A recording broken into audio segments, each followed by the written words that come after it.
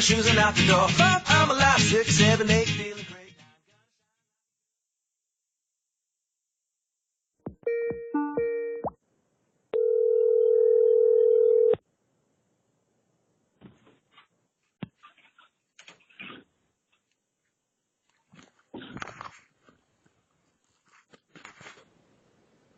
Hello, BYWG Podcast Tribe. This is Dr. Noah. For the month of October, we have an awesome book of the month and product of the month that I'm incredibly excited to share with you all.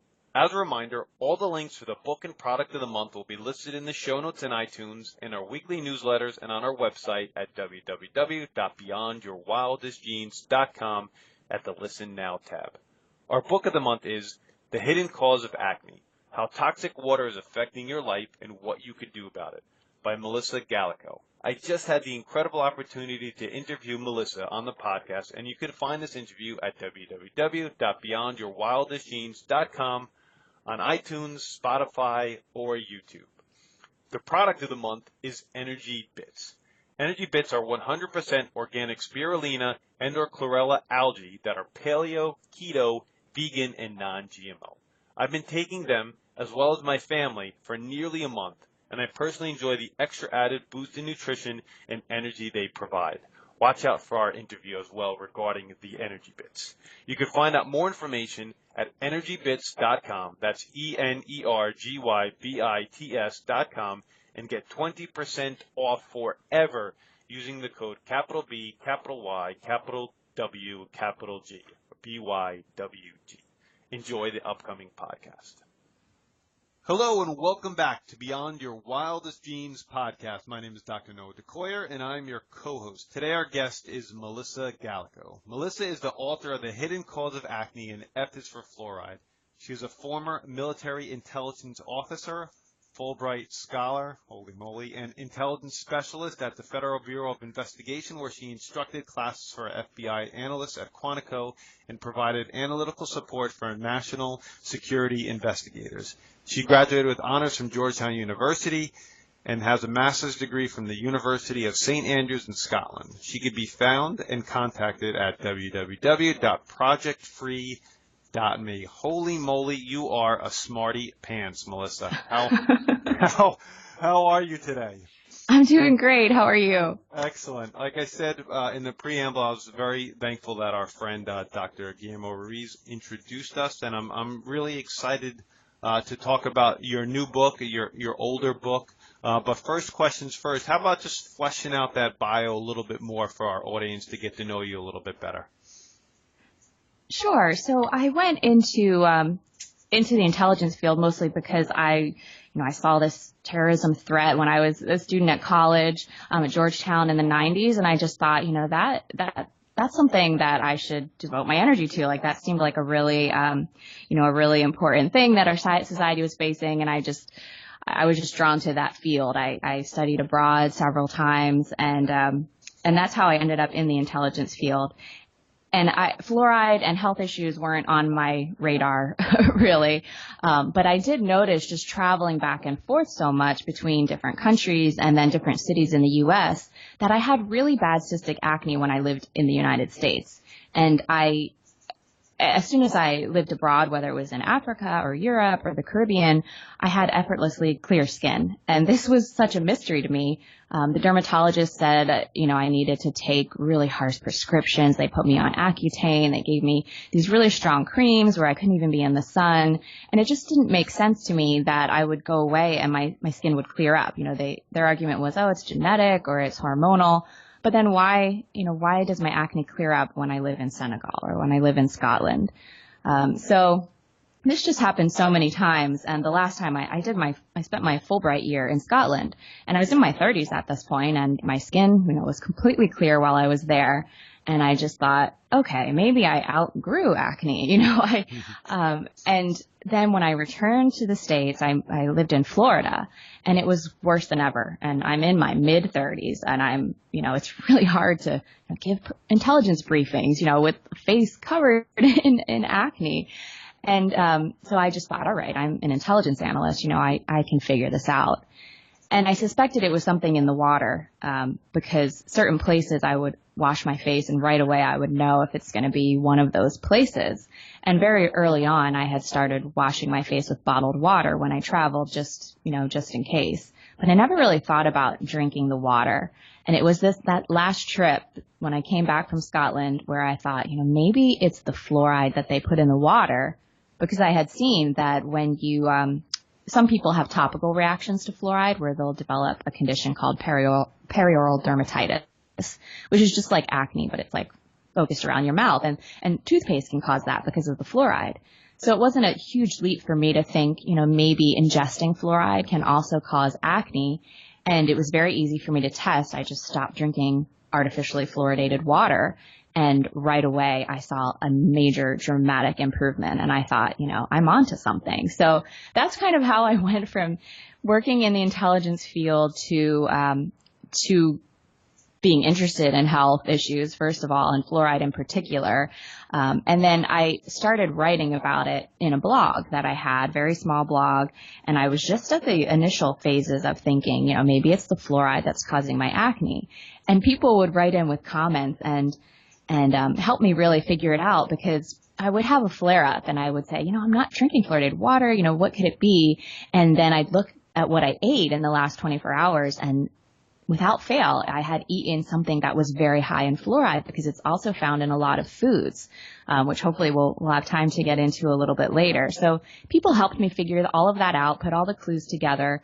And then within about a year, I had it figured out, and my skin was completely clear, even living in the States in a fluoridated town. So the crazy thing was I started hearing from other people who had this condition as well, and they didn't know it. They just, stumbled across my blog somehow, and they're like, oh, that was the source of my acne. And I was looking at, the statistics of the number of people coming to my website, and I was just thinking, this is impossible that these people all have the same crazy condition that I have that, I assumed was very rare and strange. But it turns out it's really not. I think it's very common, just based on the amount of people I've heard from who've been able to clear their acne by avoiding fluoride. So I turned it into a book. I put it on Amazon. I just thought, all right, people that are searching for answers will look on Amazon. And then I just kept getting reviews, and eventually it turned into an actual, like a publisher picked it up, and it just came out in May, called The Hidden Cause of Acne. So that kind of completed my transition into, I'm like, okay, now I need to really focus on getting the word out about fluoride and acne. Well, so since you mentioned the book, let's go right there. And I got a copy of it. Thank you for that. And something that when I was just flipping through the first couple pages, I read a quote that you started off with, and I just wanted to touch there. And it's kind of off topic, but it means something to me as well. And it says, "Behind all your stories is always your mother's story, because hers is where yours begins." And as I read that, I almost tear up, because my mother is why I'm a chiropractor today, and why I help people for the last 17 years. And she died 15 years ago of colon cancer. So I was wondering if what does that quote mean to you, and why did you put that as the first part of your book? I love that quote. It's from one of Mitch Albom's books, and I wanted to dedicate the book to my mom, because I think the reason that I am so hypersensitive to fluoride, it's shown that it bioaccumulates in your body and it stays there for decades. And when I was a child, we were on well water, and our dentist told my parents to give me a fluoride supplement, which they still do this today. Some children are given fluoride supplements, and I clearly had a negative reaction to it. I immediately started getting nosebleeds, and nobody put it together. Years later, I read that nosebleeds are a sign of fluoride intoxication. I developed dental fluorosis on my teeth, which is, an indicator that my body is getting too much fluoride. I remember having trouble sleeping through the night. And we never put this together at the time. Of course, I continued to consume fluoride until my 30s. But now that I know it hurts my mom to realize that she gave me something that was bad for me, and that caused me a lot of heartache later on. So I just wanted to dedicate the book to her, because, how is she to know? Like, she did the best she could. So that's kind of why I did that. And the dental field, and this was all discussed in your book, the dental field has grasped on to fluoride as one of their holy grails or their pillars of tooth decay prevention. Yet the evidence and the research is a little bit shoddy. And how did they even get to the point where they decided to start putting fluoride topically on teeth? And where did that all begin? It is really a crazy story, and I had no idea when I started researching this. I had always used fluoridated toothpaste. I went to the dentist and got fluoride treatments, and I didn't know this history of it. But when I started looking into it, fluoride originally was an air pollutant. You know, it's a very common element in the Earth's crust, and when they do mining operations for aluminum plants or the fertilizer industry or all kinds of manufacturing processes, fluoride is emitted into the atmosphere. And back in the time when, fluoridation began in the early 19th century and, when they were thinking about doing fluoridation in like the 30s, fluoride was the leading air pollutant that was damaging agriculture, livestock, and even human health. They were being sued coast to coast wherever they would put these like aluminum smelters. And these corporations were very powerful. They were the wealthiest corporations in the world, and they hired lawyers to try to limit their liability from fluoride pollution. And the lawyers called themselves the Fluorine Lawyers Committee. Like, they were very intentional. We need to, take care of this fluoride problem. They had their own medical advisory board that the lawyers would direct, and they would tell them, okay, we need science that says fluoride doesn't cause soft tissue damage. And they would conduct this study, and if it came out that fluoride does cause soft tissue damage, which it did, they did a study on 21 beagle dogs, and this study, they would just bury it. And in this particular case, there was a journalist called Christopher Bryson. He wrote a great book about fluoride called The Fluoride Deception, and he goes into all of his history. But he actually went to these institutes and was looking through the files in their basement and found this study about fluoride and soft tissue damage. He tracked down the authors of the study. He interviewed them, and they said, yeah, we were really concerned about this, but they're just hired to conduct the research. They don't have any say in does it get published or not. And they were able to show it was circulated among, the corporate executives, but it never made it outside of that circle. So there's a lot of other examples. That's just one particular study that comes to mind, but that's why the hazards of fluoride have been suppressed. And eventually it was one of these researchers that was funded by these companies that had the bright idea of why don't we add it to the water? Because once they did that, it wasn't so much that they were looking for a way to dispose of their hazardous waste, although that is certainly a benefit. They sell right now the fluoride that we add to our water supply, over 90% of it is a byproduct, they call it. I call it an air pollutant from the phosphate fertilizer industry, mostly here in Florida in Polk County.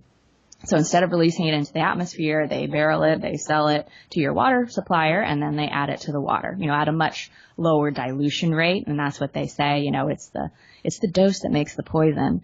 But really we don't need to be adding fluoride to the water at all, because there's much better ways to control cavities, and that's mostly through proper nutrition. And so that's their rationale. Their rationale to add this byproduct of fluoride in the water is solely to prevent tooth decay. That's their rationale? Yes. And originally, when they started doing it, they thought that ingesting fluoride was like consuming a nutrient in your diet, a mineral that makes your teeth stronger. And they've since changed that story that, it's not really ingesting it. It's just the topical, exposure of the fluoride to your teeth. But they never changed the medium. They still put it in the water for us to ingest. And at the time, it was very controversial. Fluoridated toothpaste was very controversial because they wanted to put it in the water originally. So once they got that approved, then fluoridated toothpaste got approved as well. And they thought, okay, well, we'll do both. Why not? We'll just do both. So a lot of the studies about the effectiveness of fluoride in preventing dental decay were done before fluoridated toothpaste was in widespread use.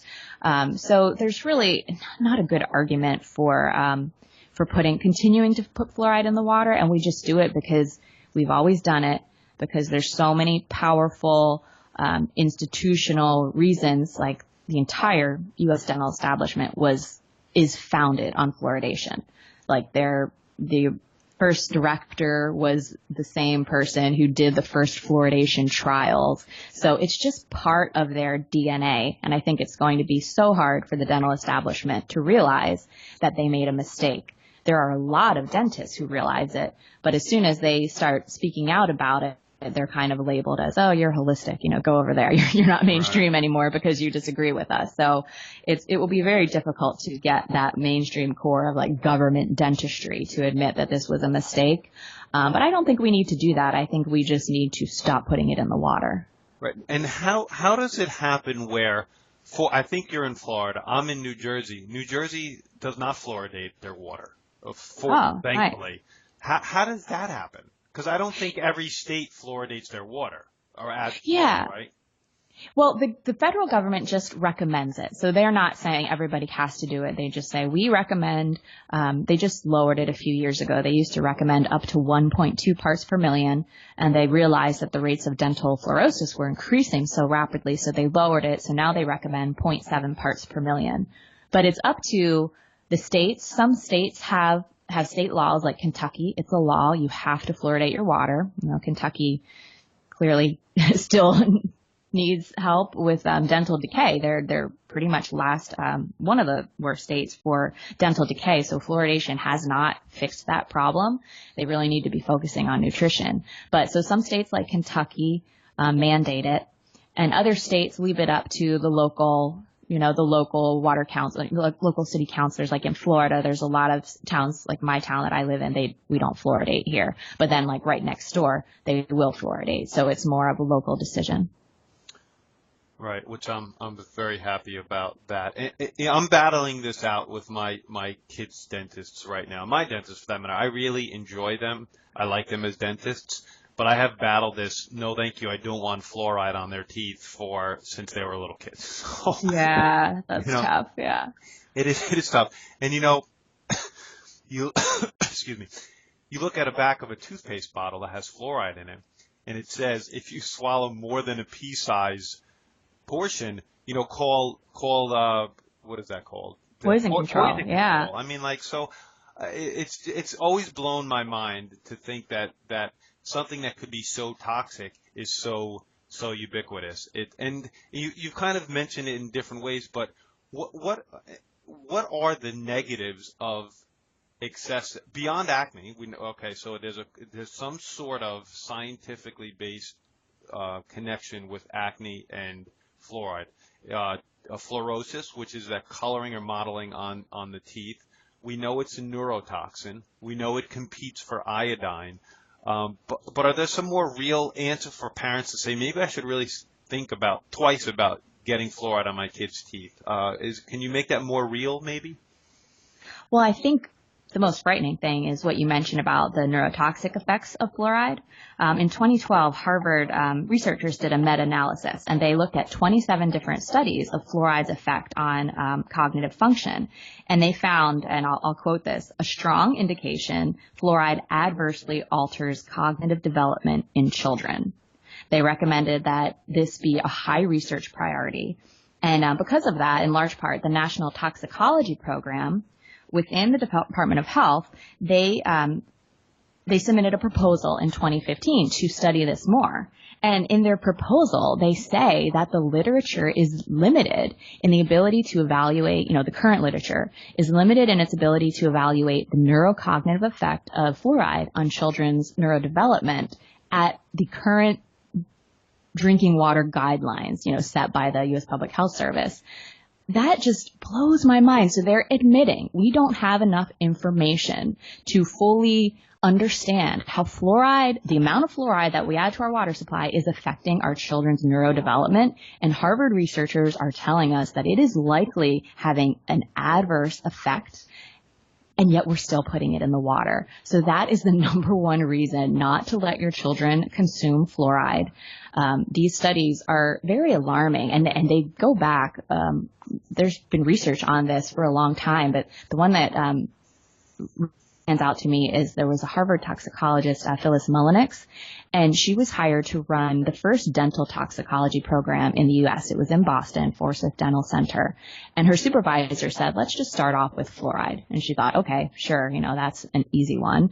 But then when she started looking at it, she realized her studies were done on rats, and she realized that fluoride, depending on when children are when the rats were exposed, they would react in different ways. So prenatal exposure caused hyperactivity in the rats, and postnatal exposure caused hypoactivity. So drawing from that, her research, as soon as she published in a very well-respected journal article, and it was not received the way she had hoped. She thought it would start this great conversation about fluoride and neurotoxicity, and we would, learn from it. But instead, she stopped receiving funding for her research, and she had to close her lab. Like, she had to leave because she couldn't do any research. But anyway, drawing from that, people are looking at that as a possible reason why rates of ADHD have increased so much, and they've done epidemiological studies like showing that certain regions that fluoridate will have higher rates of ADHD, and that would be because of the prenatal exposure. Whereas postnatal exposure, you mentioned that it suppresses iodine, so it depresses thyroid function, which will cause hypothyroidism, so lethargy and weight issues and all kinds of problems when your thyroid gets out of balance. And there are millions of people in the United States who have hypothyroidism or subclinical hypothyroidism, just like signs of it, but it's not officially diagnosed. Maybe you don't trigger a red flag in your testing, but you have symptoms of hypothyroidism. That's very common. And yet we're putting a thyroid depressant in the water supply, a proven thyroid depressant. Fluoride used to be used, and I think some places it still is used, to treat hyperthyroidism, so an overactive thyroid gland. So it's just, there's so many reasons not to let your children consume fluoride. Yeah. I just listen to you, and this has been evident to me for quite some time, but it totally blows my mind every time I see something like this. And I told you this again before we started the interview, that my father's been on board with this anti-fluoride thing way back when he was in college in the late 60s. I think he had this crazy hippie professor. He does not remember his name. He went to Guilford College in North Carolina, but he talked about it being a huge conspiracy, that it was a pollutant and that they basically needed to get rid of it some way, and they decided to put it in the water. And what I'm going to say now, I think is sensitive and maybe controversial, and maybe you have an answer for this. Maybe I'm way off base, but didn't the Nazis use fluoride in their camps, or used it to calm or I don't even know how to say this the right way, in a negative way, like a really bad way? I've seen reports of that online. I don't know. I haven't really seen any concrete evidence of it. The closest thing I've seen was there was a whistleblower in the U.S. who kept these journals, and supposedly they were showing shipments of fluoride. But I don't know if that is a rumor or just a wild theory, or if it's true. I really don't know. From my perspective, there's just so much science, concrete science against fluoride. So I never really went down that rabbit hole of trying to get to the bottom of that. It could be true. I don't know. Right. Yeah. It's not worth your time when there's so much just glaring in your face saying this exactly. This is a problem. Now, for us parents, or for places that don't have fluoride in their water, like I don't have fluoride in New Jersey, where else is fluoride concentrated or found readily that could cause in your case, your acne, or in some other cases, maybe hypothyroidism? Are there foods, alcohol? Where else is fluoride found in high concentrations? Okay, so this is a big question, and I'll give you two main kind of buckets of sources. The first is things that are made or processed with fluoridated water. So if your water's not fluoridated, but you're drinking a lot of ready-made drinks like sodas or, even bottled health drinks, but they're made with fluoridated water, then of course, that's like drinking fluoridated water.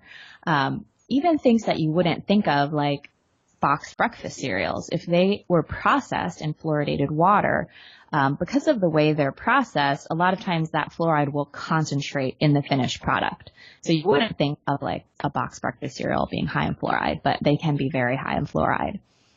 And then the other bucket is, actually, I'll give you 3 buckets. Sorry, I just thought of a third. All right, we're good with buckets. Okay, so the first one is things made or processed with fluoridated water. The second one is black tea. And that's really just because the tea plant is the only edible plant, pretty much, that uptakes fluoride directly from the soil in large amounts. So if you're drinking a lot of tea, black tea, iced tea, instant tea, even green tea, it doesn't contain as much as black tea, but they're from the same plant, so it can be high in fluoride. And there are people who have had really bad reactions just from that one source. Like there was a study that came out earlier this year in New Zealand, and it was a woman. She had 2 hips replaced, or she had her knee replaced, and she had really bad arthritis, and they realized, she drinks tea every day, and she's been doing it like pretty much her whole life. Maybe it's not arthritis, maybe it's like skeletal fluorosis, which is a common bone disorder, endemic to areas that have naturally high fluoride in the water supply. And so she cut out fluoride, she stopped drinking tea, and her symptoms went away. So if she had known that before she had all of these very intrusive surgeries, it really would have helped her. And there's a lot of case studies like that. The connection between fluoride and arthritis, I think, is much more prevalent than we realize. And a lot of times people will just assume, it's arthritis, and we don't really think about fluoride. But so if you're drinking tea a lot, that definitely cut that out if you have like symptoms of arthritis.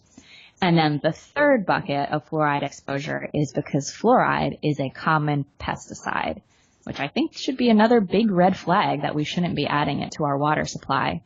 But they use it a lot in California, especially on grape crops. So there's this one region of California outside of Fresno that because of these really archaic laws put in place after World War II, this region grows half the world's raisin supply. So when you have monocropping like that, nature tries to intervene and restore biodiversity, and you just get some pretty nasty bug situations, and they drop millions of pounds of fluoride over these grape crops every year. And so any grape products from this region can be very high in fluoride. So table grapes, anything made with grape juice, they put grape juice in a lot of different kinds of juices.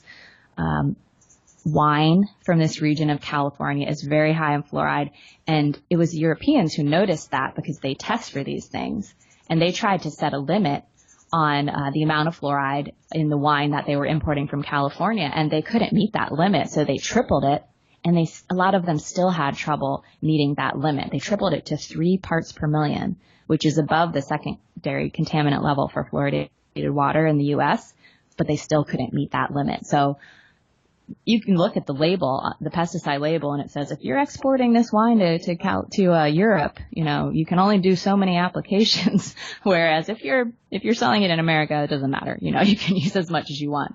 And the EPA does set residue tolerances for the amount of fluoride that is allowed to be on different crops, but the FDA and the USDA are the ones that enforce those residue tolerances.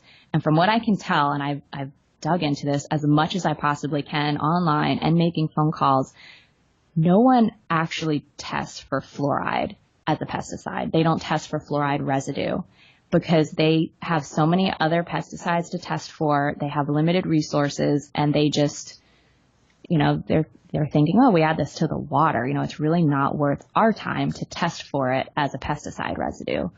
So that to me is very frightening because, I have a pretty long section in the book about raisin toxicosis in canines. So raisins have been known to kill dogs, 100-pound dogs. And I looked at all the research from the ASPCA when they were, trying to figure out what could be the cause of raisin toxicosis. I wanted to know if they had investigated fluoride pesticide. It's a pesticide called cryolite, and it's pretty much the number one pesticide used on raisins. And they have never looked into that. So I did an interview with Dr. Becker over at Dr. Mercola's website about it. Yep. Yeah, because I really think they need to, next time they have a dog that dies from raisin toxicosis, they need to test for fluoride poisoning, because I suspect that's what's going on, that it's actually fluoride poisoning that's killing these animals. And it's not like every box of raisins is going to be high in fluoride. It's just, who knows? If nobody's testing for it and making sure that the rules are being followed, it's completely possible that, like, one of the rules with this pesticide is you're not supposed to apply it when the raisins are drying in the sun. Well, what happens if they do that by mistake? They don't know the rules and they apply it when the raisins are drying in the sun for several months, just sitting there, with bugs around them. Like, are they not going to spray their pesticides? So I really think we need to be looking at this, and an easy way to do that is to test a dog for fluoride poisoning. They should be able to find it, pretty easily in the urine and in the plasma, and then we can know for sure. Yeah, Dr. Mercola has to have you on his regular, interviews because he's a big proponent of I think the Fluoride Action Network. So you need to be on his regular show as well, for sure. I would love to do that. I don't know how to get in touch with him. I think my publicist sent him a copy, but we haven't heard back. But hopefully someday. He's not easy, I know. Yeah. So California wine is very suspect, and I'm going to give some potential options, and I want to ask you these questions. So, wine from California, grapes from California are two main things, and then black, green, white tea is very questionable as well. And I've heard that as well about how they just uptake fluoride. Now, my wife loves green tea, particularly matcha. When we buy a pretty high quality matcha from Breakaway Matcha, and we've had the owner of that company on the podcast, if that matcha is made in Japan, do you know if they use fluoridated water in Japan, or this is just not something that happens in Japan? Well, it doesn't really matter about the water. It's more the soil. Okay. So if it's grown in soil that's high in fluoride, it could be high in fluoride. And usually, soil does have fluoride, and the tea plant looks for that fluoride specifically. So that's why, like, the tea plant in particular will uptake fluoride and aluminum from the soil. I don't really know about matcha. I've had that question before. I've never had it personally, so I can't say if I've had a reaction to it. But I have been told that it's really black tea, because it's the age of the tea leaf that is the biggest variable. So black tea, definitely. I don't know if I've seen any studies about matcha. Okay. And you said wine. Now, I only drink dry farm wine, and dry farmed wine is basically, it's all imported. There's no, the California wines don't meet their qualifications.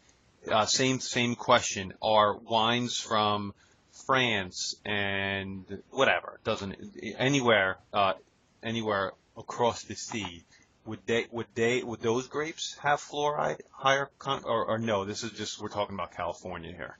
Yeah, it's really just that one region of California. Even like Washington State and Oregon, those wines, they don't use this pesticide. And I wrote to all the different regional winery associations in California, and all the ones in Napa, Sonoma, they're like, no, we would never use that. There's a lot of concerns about it, contaminating groundwater. And so it's really just this like one region of California where they tend to get, cheaper wines from. So it's definitely worth if you are going to drink wine from California, to invest in like a better winery that's not going to use this wine. But for me, to be on the safe side, I do not consume wine from California. Right. And now grapes, I would assume it's better to consume craisins as opposed to raisins. Yeah, that's what I tell people. Just switch to craisins. Technically, you should be okay with organic grapes and raisins as well. So they aren't allowed to use cryolite on organic crops, from what I can tell. I did see one report from the California Department of Pesticide Regulation where they said they could, but I called them and they said it was a typo. So I don't think you have to worry about it on organic crops. Yeah, that's like, I eat a little bit of raisins in my house. My kids particularly like the chocolate covered ones. I'm gonna have to pay a little bit more for organic, which I have no no problem with. All right, so those are good. Those are all great options. Now, do you have, just bring it right back all the way around to the connection between fluoride and acne. Is there any direct science that correlates that right back to each other, or that's in the works, or that hasn't been established yet? Well, when I first started figuring this out, that was the source of my acne, I hadn't seen any research on it. I had just seen the research about the topical applications of fluoride causing perioral dermatitis. Right. And then recently I read a book by an allergist named George Waldbot. He is most famous for discovering the link between emphysema and smoking. And in the 50s and 60s, he did a lot of research on fluoride. He was really a well-respected allergist. He had published journal articles, in different journals from all over the world. And he was very meticulous in his research. And he did double-blind, placebo-controlled studies of how his patients, he had a working clinic where he treated thousands of patients, how they responded to fluoride, the amount added to the water supply. And skin eruptions was one of the very extensive list of side effects that he documented in his patients. And in the book, he also mentions research coming out of Germany about the connection between acne and fluoride. So it's out there. It's kind of hard to find. I didn't find it until recently, actually, after I wrote the book. So I am not the first person to figure this out. And now I hear from people all the time. Like I just heard from a woman today who said, whenever I have someone come into my practice with acne, I say, oh, do you consume fluoride? So there needs to be more research. Johns Hopkins University did a study in 2002 of all the scientific literature on acne from the second half of the 20th century. And they found that in over 99% of these articles, they didn't even mention diet. Like dermatologists have been studying drugs. They've been studying creams. They've been studying things that you can, treatments you can administer at doctor's office. They don't really have funding to just study diet. That has changed recently. In the last 15 years, there's been studies on dairy, and the paleo movement has been great because they've really looked at diet and acne. And I talk about that a lot in the book because there's a pretty famous article called Acne vulgaris, a disease of Western civilization. And so they conclude that it's because of sugar. But when you look at the research, they don't actually heal their acne by getting rid of sugar. So I make the argument that they need to be looking at fluoride because I think it's it's just under the radar. It's not something that they're looking at, so they don't see it. But when I go back and read these studies, I can see like fluoride between the lines, and I'm like, we really need to study this directly. Yeah, and I'm sure after more people read your book, there'll be more direct links on a regular basis for sure. I would love to see those studies. That would be great. Yep, and just the last little touch upon it, just in case any parents, mothers, or young kids are listening, the best way to protect yourself from cavities is it is brushing, it is flossing, it is using mouthwash that are free of fluoride.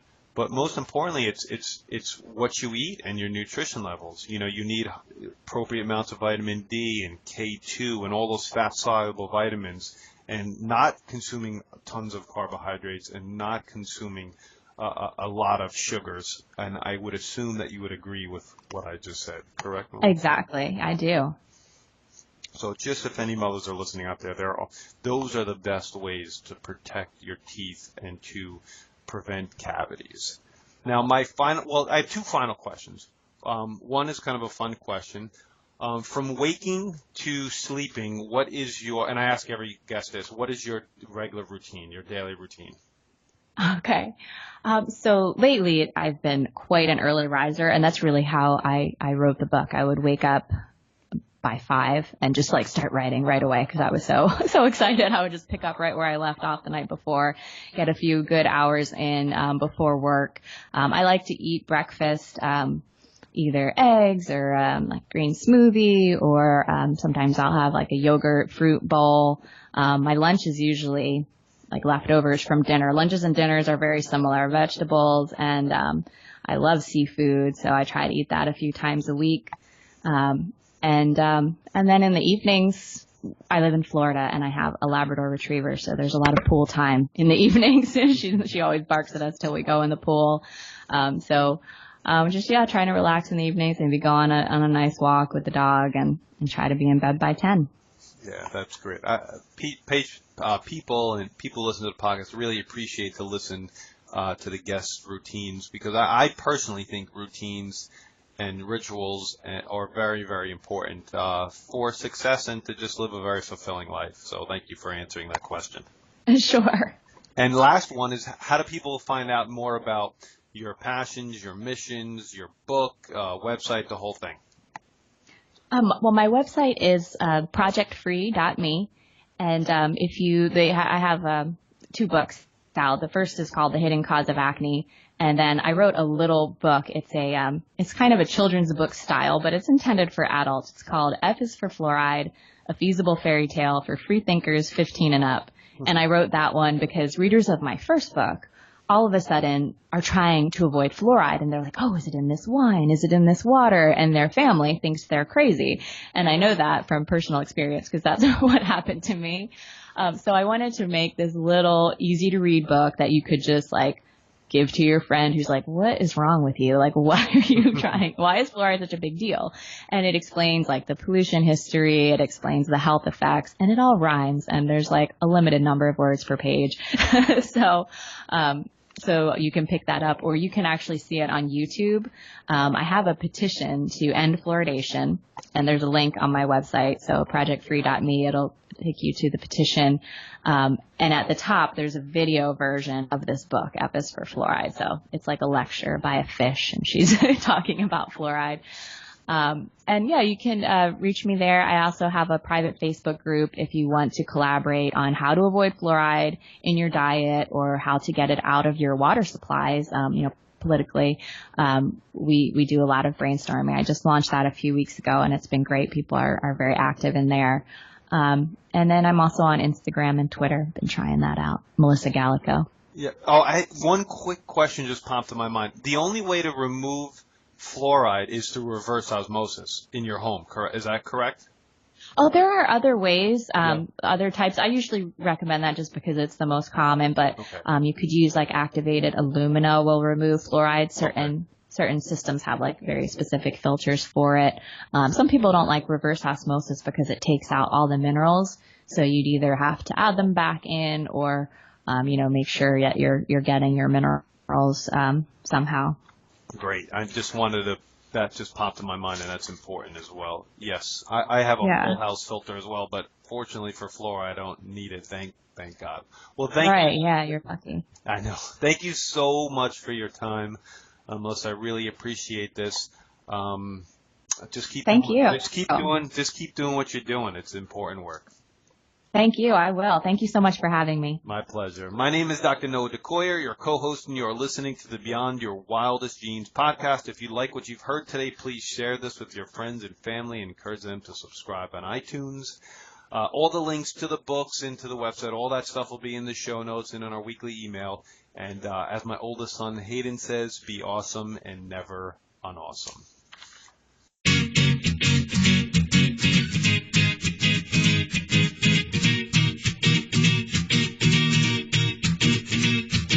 1, 2, 3, 4, get my shoes and out the door. 5, I'm alive. 6, 7, 8, feeling great.